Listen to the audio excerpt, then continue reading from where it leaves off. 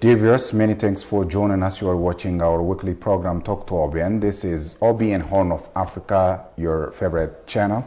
Today we're going to discuss about AU-led peace talk, which is under making.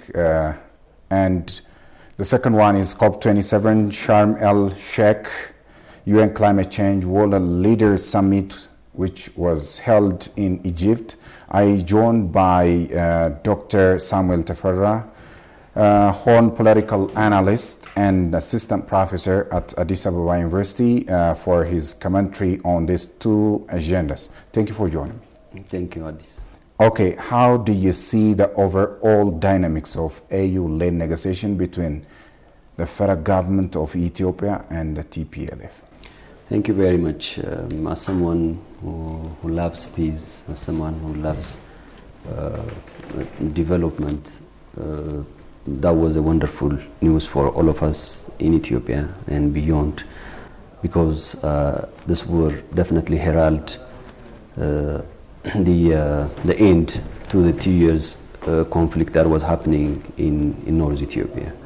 So the Ethiopian government, of course, have always been promoting ideals of peace in the country and in the region, and Ethiopia has a very good historical record of contributing towards not only peace in the region but global peace, and that can be manifested in many different ways, out of which the major ones are Ethiopia's commitment to the global peace, collective peace agenda through sending the peacekeeping missions, which dates back to the early 90s during his Imperial Haile Selassie's time.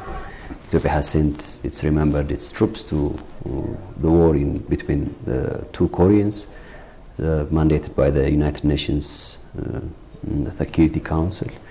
And Ethiopians has contributed a lot to the ending of the conflict then. We've sent peacekeeping missions to Congo, Liberia, Darfur, in South Sudan, Abyei, which is very much heralded by both the United Nations Security Council and also by the two countries. It's a very historical time that not only the United Nations Security Council has unanimously approved Ethiopia as the country to send its peacekeeping missions between South Sudan and contested areas in North Sudan, but also the two countries, the two governments have unanimously accepted Ethiopia's presence to mediate the conflict. So since then, and also through the missions in Somalia, Ethiopia, Rwanda, Burundi, Ethiopia has contributed a lot to the global collective peace, and that was the principle it stood all across those decades, regardless of who administered Ethiopia actually as a government and as a political party. Okay, among the peace deal, which took so many people's attention, is the willingness of TPLF to disarm itself. And what is your take on about this willingness? That's always a point of interest to discuss and debate about. Yeah, of course, different groups will have their own differences, and the best way has always been, is always to reconcile those differences through roundtable discussions, right? Negotiations would serve better to resolve the disputes that exist between two parties, and the same is true here. And TPLF, as we know, have been pushing aside opportunities to resolve the differences that it had with the federal government in Ethiopia, and that has contributed to the continuous atrocities, human rights violations, killings, mass rapes, and all the evils that we can list. And after all, through the government interventions, like military interventions over the past 2 years, TPLF has come to a point where continuing with such momentum would bring some challenges on its part. And also added to this is the Ethiopian government commitment, the Ethiopian people's commitment actually to halt the conflict in the region and stop the distractions. And those two, the ground operations with the defense force and the allied forces, and again the push towards a lasting peace and to curb human suffering in the region were the major contributing factors that forced TPLF, and also with the willingness of the government of Ethiopia, to sit down together and resolve differences. Not only that, as some scholars, some analysts say also, there is a question on the part of the Ethiopian government as to why it is inviting the African Union to negotiate, to mediate the peace deal, to do the brokering. And Ethiopia has commitment, as I have said. Ethiopia has always been committed to peaceful ideals, and particularly after the transformation of the Organization of African Union into the African Union, there were a number of issues and documents signed to create a favorable environment in the continent in terms of bringing a lasting peace and silence the guns. The preceding organization, the African Organization of African Unity, has tried to resolve disputes between different countries, which many of them were not successful. We can raise the border conflict and the border claims of the Moroccos on Algeria, the Western Saharan Republic and Morocco challenges, and the Darfur crisis, and a lot can be said, with fewer only achievements contributing to positive peace development. And this has been continuing up until the early 1990s, when the genocide in Rwanda happened and millions have actually were dead, and that led actually the United Nations Security Council to endorse and declare the formation of the Responsibility to Protect Act, which means the international community, through the regional organizations, continental organizations, have obligations to protect and to positively intervene to stop, for example, war crimes, human rights violations, and also acts of genocide. So taking and building upon those lessons, the African Union, the newly established African Union, has also endorsed its own declaration, which is the principle of non-indifference. I mean, like, states cannot, the international community and the African Union member states cannot see and claim themselves as indifferent to human rights abuses in the continent. So governments would be responsible for their actions when they fail to protect their own people. The Union would be interfering in many different ways. But here comes a point where Ethiopia, continuing on its past collective peace ideals, has invited, the African Union was invited by Ethiopia. It's not a common phenomenon elsewhere. But Ethiopia, as it did with the Grand Ethiopian Renaissance Dam, as it brought back the issue from the United Nations Security Council to the African Union and make it an African agenda. The same thing is working for this deal as well. So repeated, the same thing, calling the African Union to intervene in an affair of an internal affair, I would say, to mediate and then bring a lasting solution to the conflict that we have in the country. So this also shows, its commitment towards addressing and bringing African solutions, mechanisms to end violences through African knowledge. So here comes the panel of the WISE and other structures. Through the Peace and Security Council of the African Union has contributed a lot, with South Africa being the host, to bring the two parties together and then discuss, deliberate their differences through a peaceful and civilized way. Let me pause you there. Especially the US and the European Union strived a lot to meddle in this peace talk. Funny enough, Special Envoy of the US to the Horn of Africa, Mike Hammer, took part on the Pretoria peace talk as participant and observer. Is that possible to act this way? Meaning, can we generally say it's hosted by African Union? I need to substantiate that it's a kind of hidden political agenda there by the US. Can you agree, though? Yeah, there have always been this kind of scenarios. The GERD again was a very good manifestation of that, right? Where the United States, beyond being and playing the role of an observer, have tried to be the main mediator of the negotiations between the tripartite bodies, Ethiopia, Sudan, and Egypt. You can remember that. Ethiopia has insisted, of course, and finally won to bring the case back to the African soil. And again, even in this part, the West have been very vocal in terms of the continued war developments, conflict developments, not only in Ethiopia, actually in our region.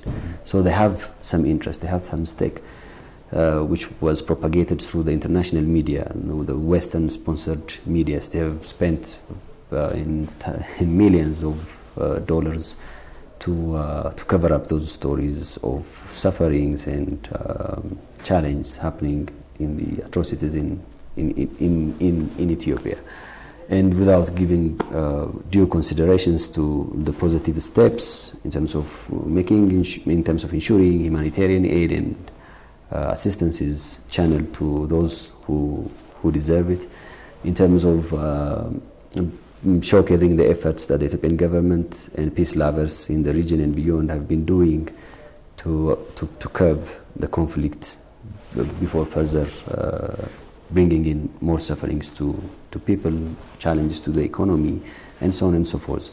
So it was an expected scenario for myself. But even in this, in the peace talks in South Africa, the United States have only the role of an observer in the actual talks.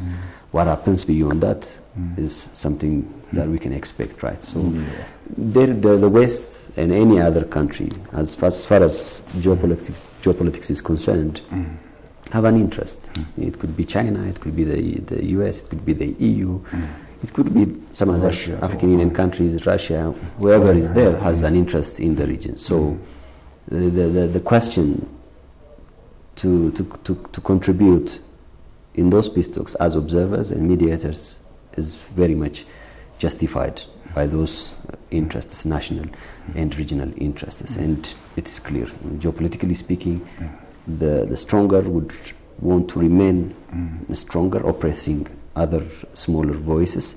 And this actually is against the current trends of a changing global political order, which is bringing multiple actors and multiple nation states to join the mightier and the bigger economically military states. So all those actions from the West were against those kind of newly emerging establishments changing the global world order. The Russia-Ukraine conflict is a very good manifestation of that. It's not, for me, it's not a war between Russia and Ukraine. It's a war the West is fighting to suppress the ability of the Russians and allies and make sure that it remains geopolitically the major decision maker, the major influencer in the region. And that could happen anywhere else. That's very understandable, and that's the way I see it. Okay. I mean, since the day one of the war in northern part of Ethiopia, superpowers and other states have been requesting Ethiopian government to execute ceasefire. And due to the war which had been ongoing there, so many sanctions after sanctions, restricting visas for high-profile government officials, and aid cut, you see, cut of alliance, and sort of. The major reason was unless the Ethiopian government stop war or execute ceasefire, the aid which had been allotted to Ethiopia shouldn't be given. And now cessation of hostilities and silencing the gun are among the agreement of AU-led peace talk. Do you think those sanctions would be lifted up and Ethiopia would be peacefully run with those superpowers? I am, and I will always be an optimist when it comes to peace and development. That's the personality I have. So I would expect that the the agreement that was signed in Pretoria, South Africa, to permanently stop or to the agreement reached on permanent cessation of hostilities and fires would work best to both sides, particularly to the people of Ethiopia. Hoping that another fourth round invasion by TPLF is not going to happen and create inconveniences, ruining the agreement that we arrive. That's the position I have now. Like, I would hope that peace will a lasting peace will prevail in our country and in our region. But looking at the previous 3 rounds of attacks and conflicts that we have been to, and the casualties that came in response to the government's interventions on TPLF invasion of territories outside of Tigray, also even inside of Tigray, because Tigray is part and parcel of the Ethiopian state. And given the behavior of the party and the establishment itself, we cannot rule out a potential challenge to abide by the agreements signed in Pretoria. So I mean, while being optimist to the fact that the signing of the agreement would pave the way for more peace, development and revival of the economy, continued people-to-people relationships, businesses and development, I would also be considered as someone cautious enough to not rule out, on the flip side, possibilities for renewed conflict. Okay, let me get back to my previous question. I mean, TPLF has agreed to disarm itself, and per the very historical nature of TPLF, in your, bear in your mind, would TPLF go through that big commitment to disarm itself and come to the usual peace sphere? I would say so this time, because when two parties come to the round table for negotiation, it could be considered from two major points of view. One is that either of the party is committing to a lasting peace, and the other one is either of the two parties or both have some concessions to make beyond which they couldn't proceed with the conflict, within the conflict, right? So in this case, it's very clear, right? So one, there is a genuine commitment on the part of the Ethiopian government and Ethiopians all over, peace-loving Ethiopians in Tigray, Amara, Afar, and throughout the country, to bring this conflict to an end, to a halt. And on the other part, TPLF over the past 2 years have conceded a lot. So these are the scenarios that created for both parties to summon, to come together to resolve their differences in Pretoria. And I would say that TPLF would no more continue in this war, and it doesn't take the party, the group, to anywhere, any further, if the war continues. It affects the costs of the war are actually affecting Ethiopia as a whole, and both fighting parties in particular. But it's not the same when you're a government, and it's not the same when you're a group which is encircled and has no more support to receive from international parties who have been fueling this conflict, and in the international media who have been propagating this conflict to continue. So to me, TPLF is under pressure, and that actually forced the party to come to a round table, which is a good cause. Okay, appreciate it. Okay, let me proceed to my second discussion point, which is COP27 Sharm el-Sheikh UN Climate Change World Leaders Summit held in Egypt. And it's a very honorary summit. Head of states and head of government of different nations have been shown up and voted and addressed their remarks regarding the very burning issue, climate change. And funny enough, we haven't heard any acknowledgement from top leaders, including Biden and Antonio Guterres, in appreciating Ethiopia's commitment to reclaim this green legacy initiative. And everybody was talking about how the issue of climate change is becoming a very global agenda. Ethiopia is executing this big mega greenery legacy, even by going beyond its border. Recently, a team drawn from different parts of Ethiopia went to Sudan, South Sudan, Djibouti, Kenya to plant millions of trees, but no one had appreciated this. What is the reason behind? And Prime Minister Abiy was there. He has been shown up there, but I don't know the reason. He couldn't get a chance to speak on that already per diem.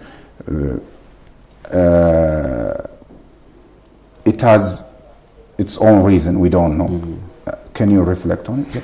I think, to me, I'm of the opinion that we shouldn't be expecting the world to give us a recognition for what we do. Of course, that could have been the case, but we are in a sort of plot, right? A plot to keep the country very small, to erode its historical presence, historical image, right, in the region. So this is part of another plot to keep Ethiopia small. Regardless of that, Ethiopia has contributed a lot. The Ethiopian government has done a lot in terms of its the green legacy, like the afforestation activities, the reforestation activities, combating deforestation, and also on investing a lot on issues that would promote carbon financing and then reduce Ethiopia's carbon footprints to a zero by 2015, which is part of Ethiopia's long-term 10 years strategic plan to cut emissions. Previous COP conferences were much focused on carbon emissions, like reducing carbon emissions. This has always been the agenda, plus negotiations happening between the North and the South groups. The South requesting, including the Paris Agreement. Yeah, including the Paris Agreement to reduce the emissions to 1.5 degrees Celsius limits, and again requesting the African climate negotiators groups and others also elsewhere in the developing South, requesting the North for the problems that it has caused from emissions while industrializing its economies. And there was a pledge by the North to pay in compensation about $100 million, which was not in effect up until this conference in Sharm el-Sheikh in Egypt. So those commitments are not met, but while small countries like Ethiopia, through those green legacy initiatives and others, have been contributing significantly to a reduced emission activities. The forests that we are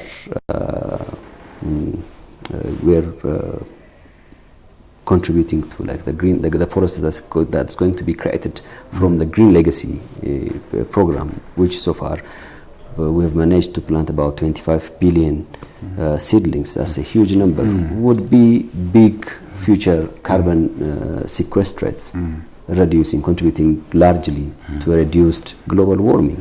These are initiatives that would have been highlighted and appreciated.